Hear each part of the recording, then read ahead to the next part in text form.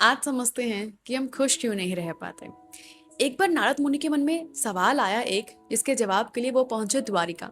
द्वारिका में कौन है? द्वारिकाधीश यानी कि भगवान श्री कृष्ण। अच्छा, जाते ही बोले, नारायण नारायण प्रभु, मुझे आज आप मेरे एक सवाल का उत्तर दो। ये माया क्या है? भगवान श्री कृष्ण मुस्कुराते हुए बोले कि मैं आपको अभी बतलाता हूँ कि ये मोह माया क्या है, चलो मेरे साथ। दोनों चल रहे हैं, चल रहे हैं, चल रहे हैं, चल रहे हैं, पहुंचे एक घने जंगल में। अच्छा, तो नारद ने कहा, प्रभु कब बताएंगे मुझे? तो श्री कृष्ण बोले हंसते हुए कि अभी बताता हूँ, मुझे ना बहुत प्यास लगी है, थोड़ी पानी की व्यवस्था कर दो पहले मेरे लिए। तो नारद मुनि, अवश्य प्रभु, आप यहीं विश्राम करो, मैं पानी लेकर आता हूँ। अब जंगल में पानी खोजना बहुत एक मुश्किल की बात हो गई है। नारद मुनि चले गए पानी की तलाश में। कुछ दूर आगे और पहुंचे तो देखते हैं कि एक नगरी दिख रही है। सोचे कि यहाँ पे पानी तो मुझे जरूर मिल जाएगा। अच्छा, गए थोड़ा आगे तो देखते हैं कन्या कुएं से पानी निकाल रही है, तो बड़े खुश हो गए कि पानी तो मिल गया। पास में पहुंचे और बोले, तनिक पानी मिलेगा, बहुत प्यास लगी है। तो लड़की ने कहा, अवश्य अवश्य, क्यों नहीं, पीजिए।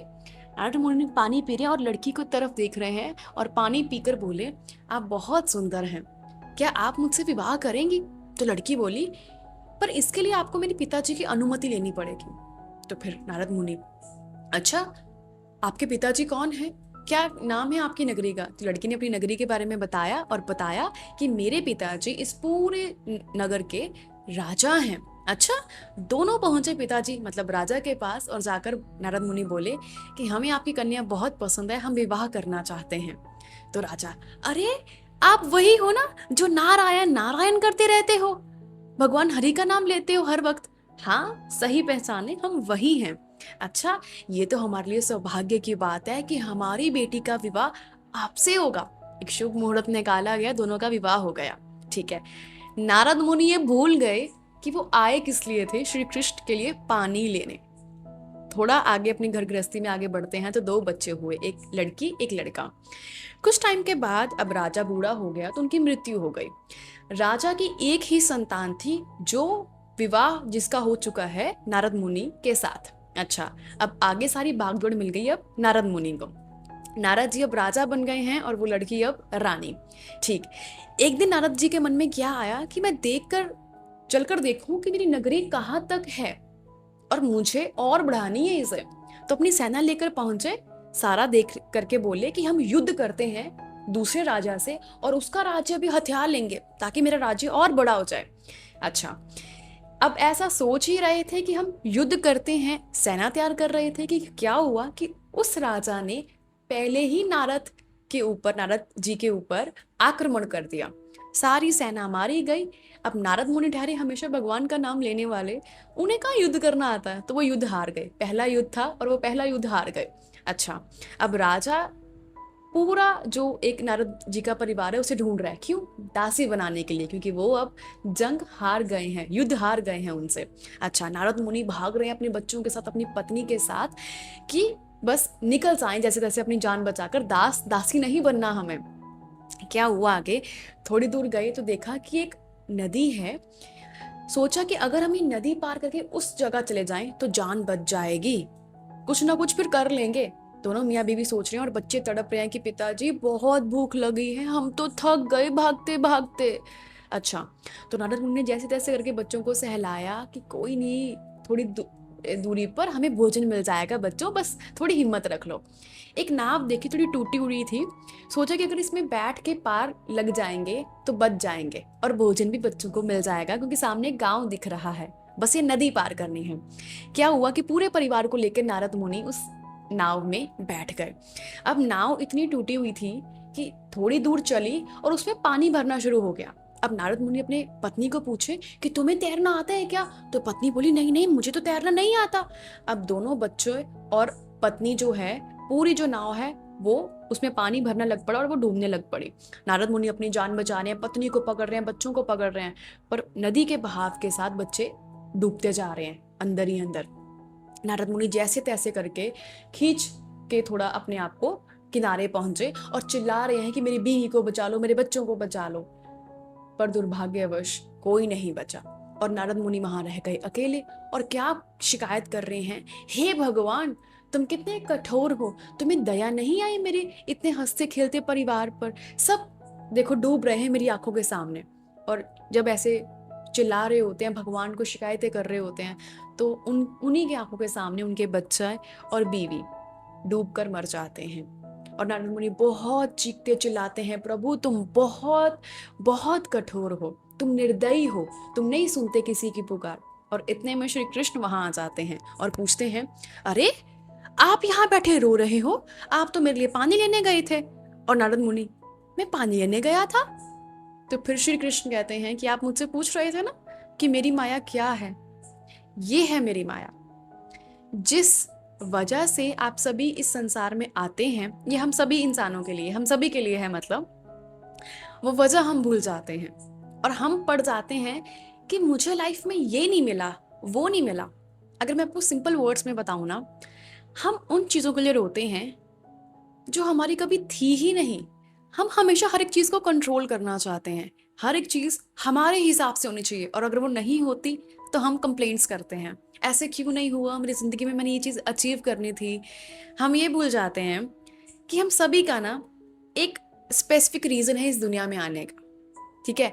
एंड यहाँ पे जब हम आते हैं ना, तो हमें ज़िंदगी जीने के लिए मिली होती है, पर इसे हम नहीं जीते। हम इसे हमेशा कंप्लेंट्स के साथ रखते हैं, ये नहीं है लाइफ में, ये रिश्ता मेरा ठीक नहीं है, किसी ने कुछ मुझे ऐसे कह दिया, या मेरी लाइफ में ये ना होता तो मेरी लाइफ कितनी बढ़िया होती। टू बी वेरी ऑनेस्ट, मैंने अपनी लाइफ का एक बहुत प्रीशियस टाइम सिर्फ इन बातों पे बिताया था कि मेरे साथ ऐसा क्यों हुआ, किसी ने मेरे साथ ऐसे गलत क्यों कर दिया।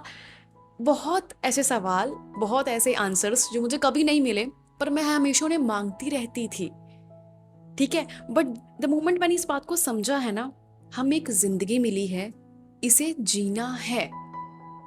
ये जो हमारा सफर है ना, मैं बता रही हूँ, इसमें हम 10 बार गिरेंगे, 10 बार उठेंगे।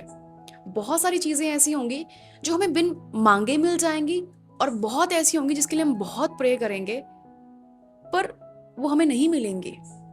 और हमें एक्सेप्ट करना है कि यही लाइफ है, यही है हमारी जिंदगी। मुझे लगता है कि हम ना ये इस बात से ना परे हो जाते हैं कि हम खाली हाथ आए थे, और जब हमने जाना है ना, हमने खाली हाथ ही जाना है। हमने कुछ साथ नहीं लेके जाना, जो हमारे कर्म हैं, जो भी हम कर रहे हैं, ये साथ जाएंगे।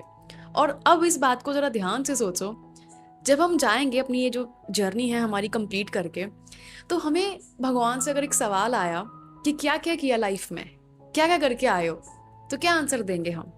कंप्लेंट्स करके आ गए, ये नहीं दिया, वो नहीं हुआ, ये नहीं मिला, या जी कर आए कि ठीक है जो कर रहा है वो बढ़िया कर रहा है, उसने सब कुछ अच्छा करना है।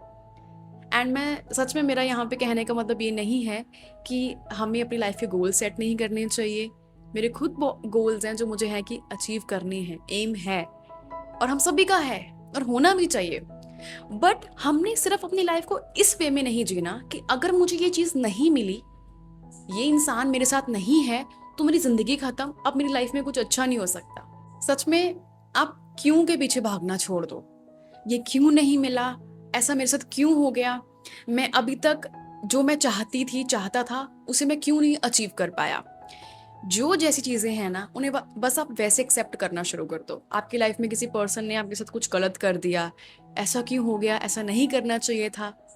सिंपल एक पॉइंट जो भी आपकी लाइफ में आया है जहाँ पे आपको लगा कि आपके साथ गलत हुआ, आपसे कोई गलती हो गई या किसी ने आपके साथ कुछ गलत कर दिया, बस उस चीज़ को एक्सेप्ट कर लो कि ये मेरे साथ हुआ है। क्यों के पीछे मत भागो, क्योंकि मैंने जब से ये चीज़ें छोड़ दी है ना, मैं आपको बता रही हूँ कि मैं अपना प्रेजेंट में जीती हूँ। कोई रिग्रेट नहीं, कोई टेंशन नहीं कि अब आगे क्या होगा। ये लाइफ है, इसमें बहुत चीज़ें ऊपर नीचे होती हैं, हर एक चीज़ हमारे प्लान के अकॉर्डिंग नहीं होगी, और हमें फिर वो चीज़ें जैसी हो रही है ना, बस वैसे ही एक्सेप्ट करना है। सो बेटर है कि हम ना कंप्लेंट्स ना करें, हम बस खुशी से लाइफ को जिएं कि ठीक है, उस परमात्मा ने हमें जिंदगी दी है, हम बड़े खुश हैं, है ना। मैं बता रही हूँ, हम जो उसने हमें दिया है ना, हमें ये बॉडी दी है, हमें सोचने समझने की शक्ति दी है, ठीक है, इतनी सूझबूझ दी है कि हम समझ पाए कि क्या चीज़ सही है, क्या चीज़ गलत है।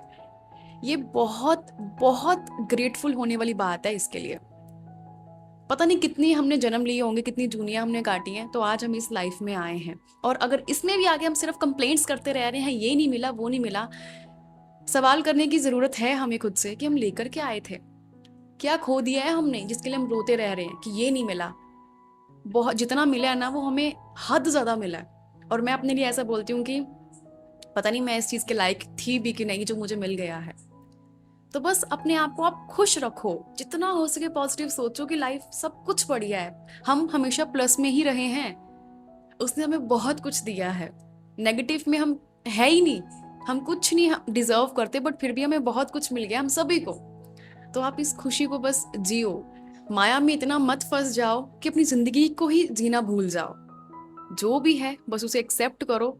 और एक एक्टिविटी मैं ये बोलूँगी कि आप कर सकते हो, अगर कोई पर्टिकुलर इमोशन, किसी भी बात से आप बहुत टेंशन में हो, स्ट्रेस लेते हो, तो आप ना उसे लिखना शुरू करो।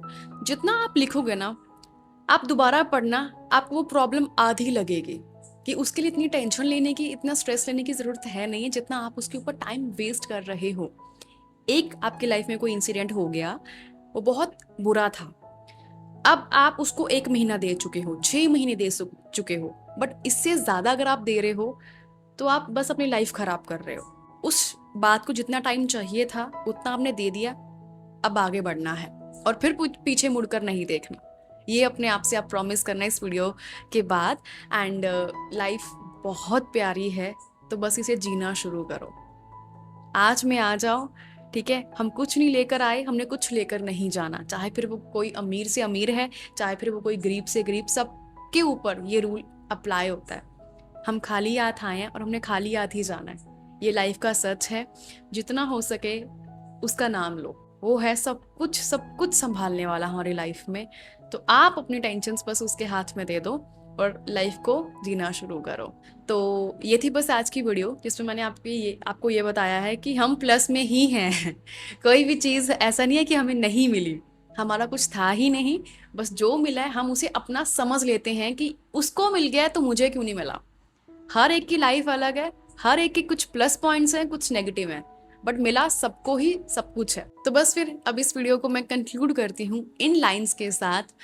माटी का तन पा लिया, माटी में ही मिल जाना, बीच सफर में जो मिले प्रेम से उसे निभाना। आई होप की वीडियो आपकी बहुत हेल्प करे। तो फिर मैं मिलती हूँ आपसे अगली वीडियो में। Till then take care.